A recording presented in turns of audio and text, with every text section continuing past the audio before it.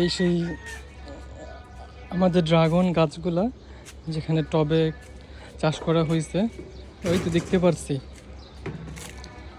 এই যেখানে একটা ফুল হয়েছে, এটা একটু বড় হয়ে গেছে। আর কই আছে, আর কই আছে দেখতেছি। এই যে একটা, ওয়াও মাশাআল্লাহ, এখানে তো একটা বিশাল বড়।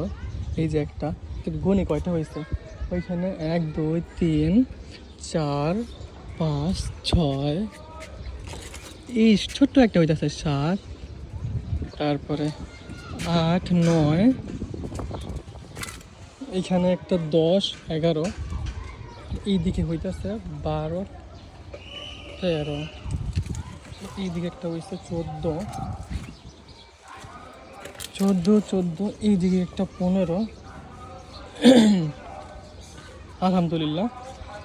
এই কি বলে, ড্রাগনে যত বেশি মানে ফলন হয়, তো মানে বৃষ্টির সিজনেই সবচেয়ে বেশি ফলনটা বেড়ে থাকে। তো এটা বৃষ্টির সাথে সাথেই এই সিজনের তারতম্য ঘটে, এই ফলনের তারতম্য ঘটে।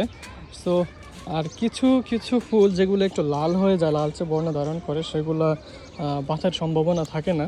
আমাদের পূর্ববর্তী অভিজ্ঞতা থেকে আমরা যতটুকু দেখছি। সো এই হলো ড্রাগনের ফুলের কি বলে, ফুল আসার সেই মুহূর্তটা। সো আপনাদের সাথে শেয়ার করব। এখানে আলহামদুলিল্লাহ সবাই দোয়া করবেন যাতে সবাইকে দিয়ে খাইতে পারি সুন্দর ছাদের ফল, ছাদ কৃষি। সো এই হলো ড্রাগন গাছ, সবাই দোয়া করবেন।